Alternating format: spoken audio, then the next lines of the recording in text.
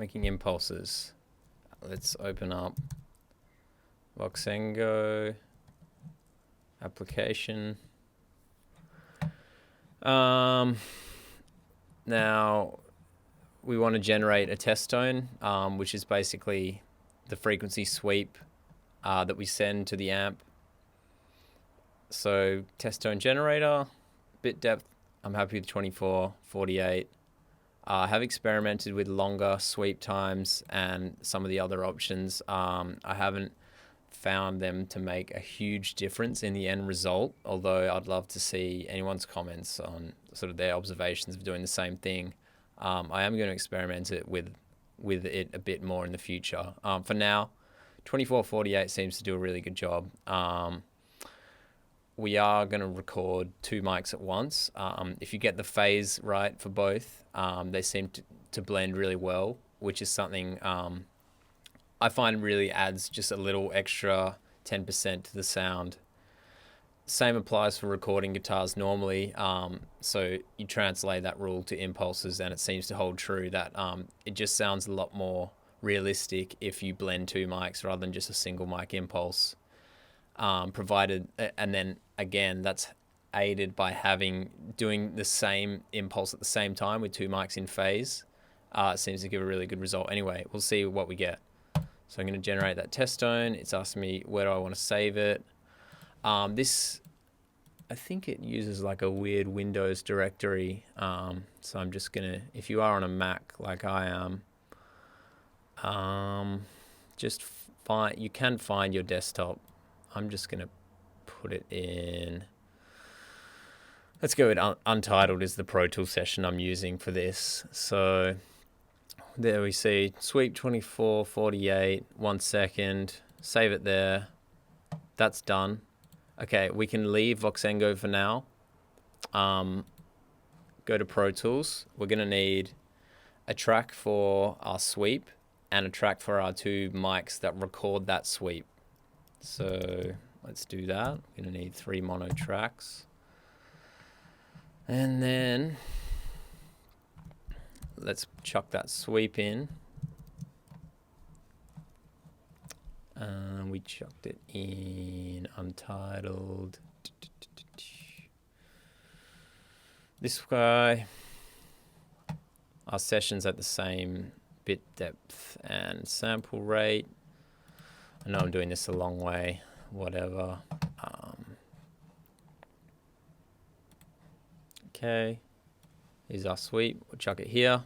Let's have a look at it. Might even be able to have a listen to it. Okay, yep, there it is. And make sure we're in slip mode so we can get the tail. See there? So it starts low frequency through to high. I think it's just 20 to 20 kilohertz. Anyway, we want to send that out from whichever interface output you're using on your audio interface. In my case, I'm using analog 3. I'll go to this is the interface software, sending out of analog 3. The hardware output. Mute that I don't want that to send anywhere else. I do want it to send to analog 3 when I sweep it so that it's sending to the amp. Just being careful not to generate any feedback loops with this.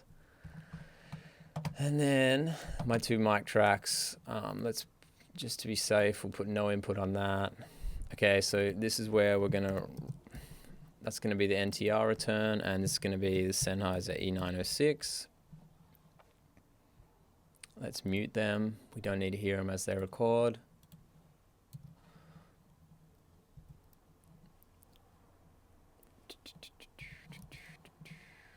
Put that minute seconds, okay.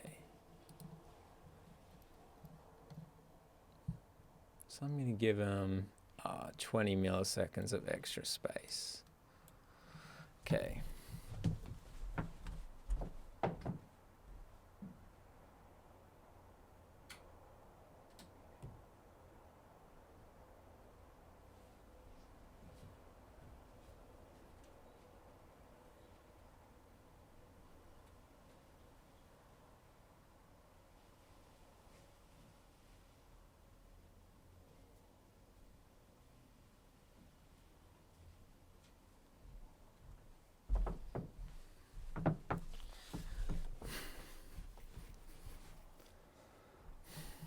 Okay, that should be everything we need.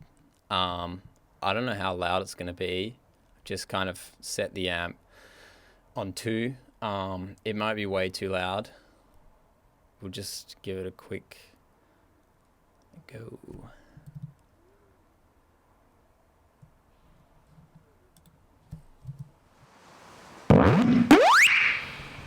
It's way too loud.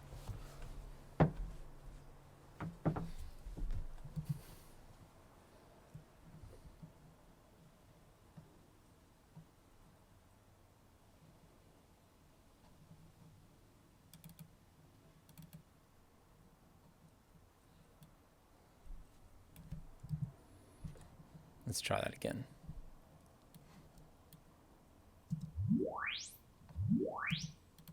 We don't want to loop.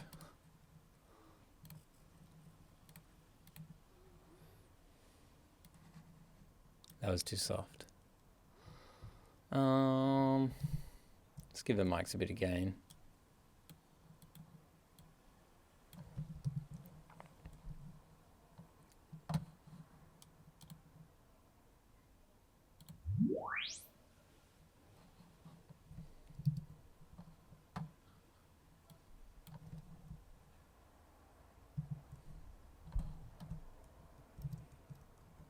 Let's try it again.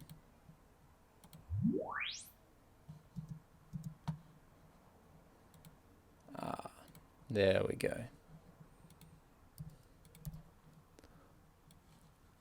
Okay, let's see what happens now. Okay, that's all right. I'm gonna give those mics just a little bit more gain. It's a lot of gain.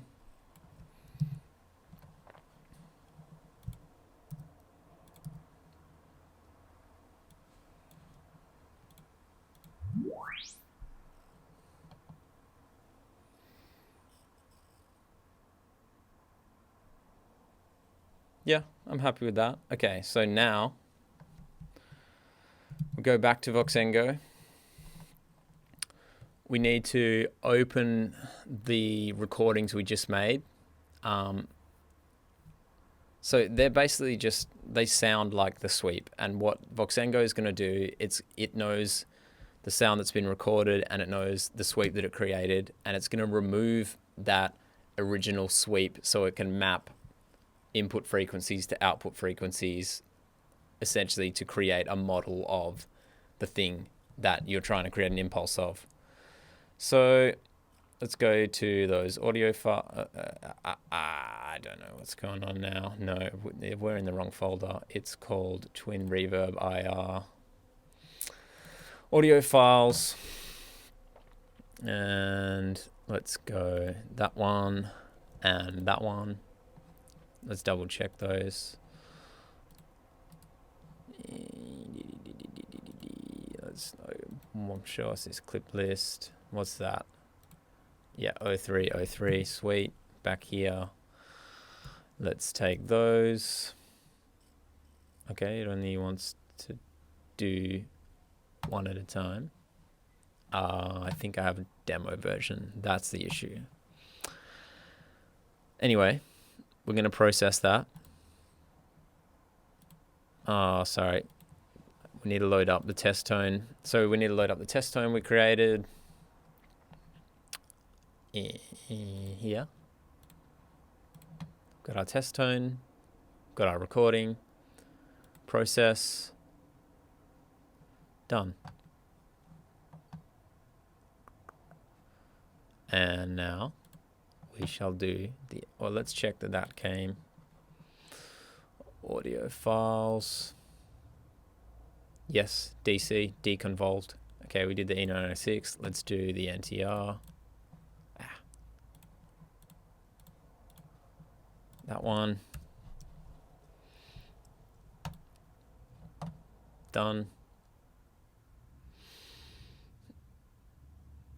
Now, let's tweak the amp settings to do a couple more. Let's chuck some reverb on it.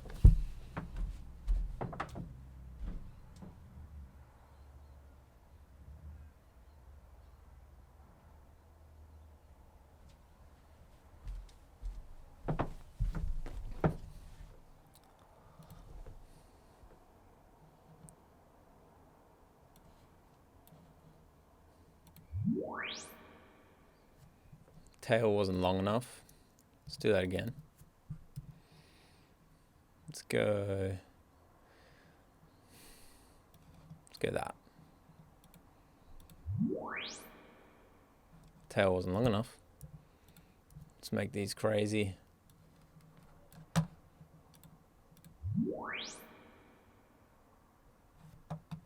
Nice. Let's grab those files.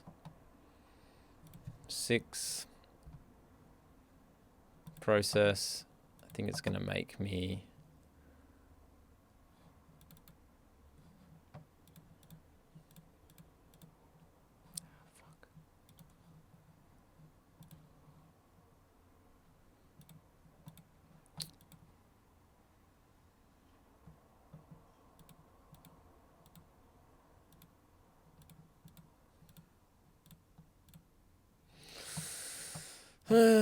we got 6 DC. Now we need to do E906. Process. Okay, we got to quit Voxengo. I'm sorry. Okay, yes. Other thing to mention is Voxengo, I think, is still Windows only. And I'm using another application called Wine, which allows you to run Windows programs on a Mac. Let's chuck our test tone back. Let's grab that one. Let's process it. Cool. Done. Now, I'm doing these outside as sort of another experiment, basically just to see if recording outside is a semi-anechoic environment in that there's way less reflections compared with recording in the room. Obviously, recording guitars outside with neighbors would be extremely annoying, so I'm trying to take advantage of the fact that we're making IRs, try and get a better, cleaner IR with less room reflections in it by doing it outside. But I'm going to do the same thing inside, and we can compare those later, see if there's any difference, see if it was worth moving all the stuff outside. Okay, so let's move that amp and redo this in 2 seconds.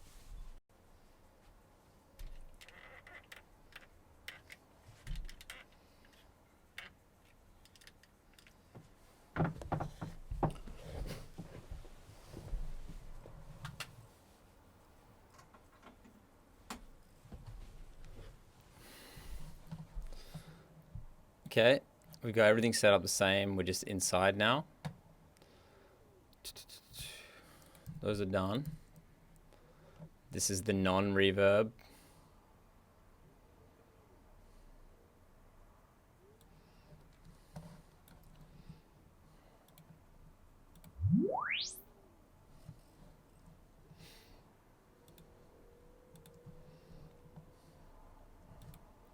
And now chucking the reverb on again.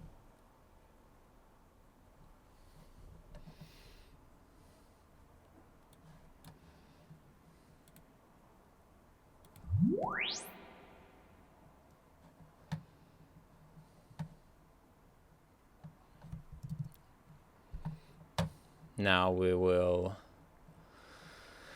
reopen Voxengo and deconvolve those. Okay, it's got the right test tone now. 7.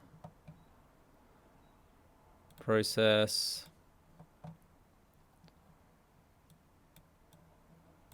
NTR 7. Process. 8. Process.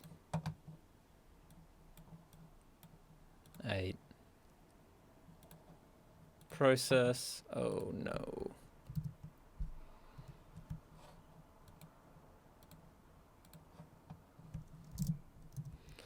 Let's reopen. NTR 8. Process. Done. Okay. Now, let's test it all out. Let's go to our Pro Tools session. Let's just take all that gain out of those mics before something bad happens.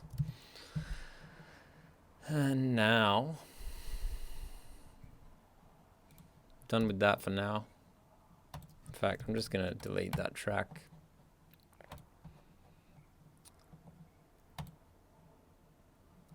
You can use any impulse loader that you want. I use Fog Convolver. Now what we're going to do is add the folder of new impulses that we just made, which is in here, audio files. Have a look here. All the ones with DC in the name. In fact, let's move those just to clean it up a bit.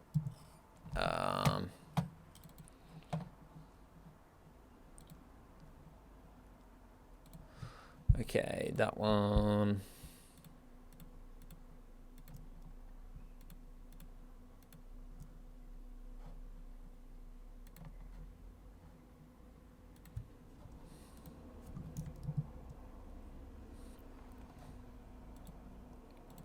Let's make a folder with those. We'll call that IR.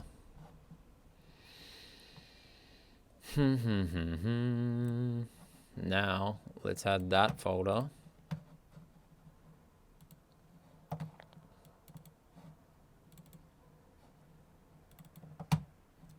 Open that.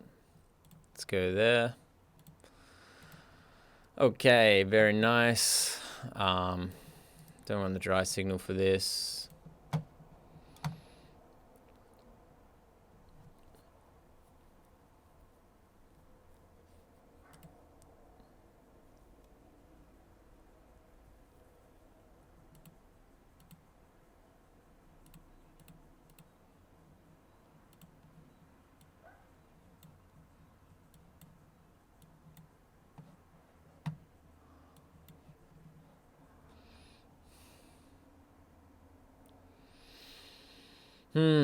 Let's just see what happens.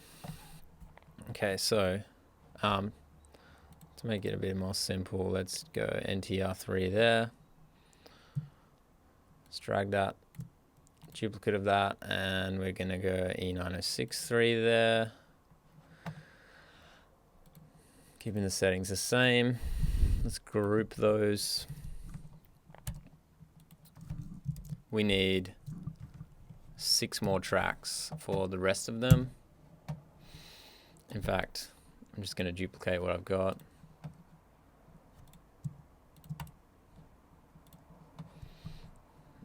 Duplicate 3 times. There we go. Okay. Now what did we do? We did outside, so we'll call that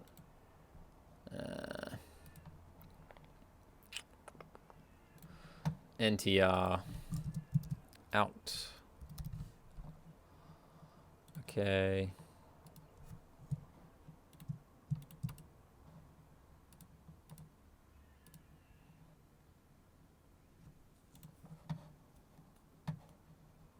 Whoa. Call that E906 out. Call that NTR out reverb.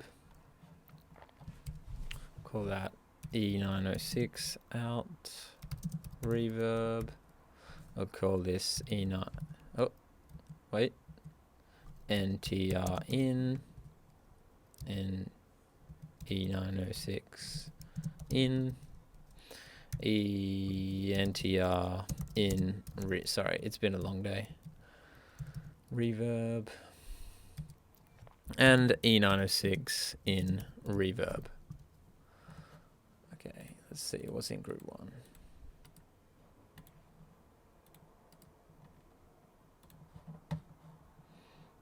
We don't want all those in there.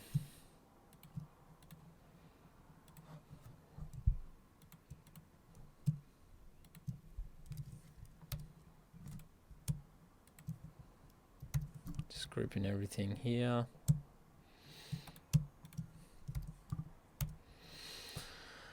Okay, now they solo together.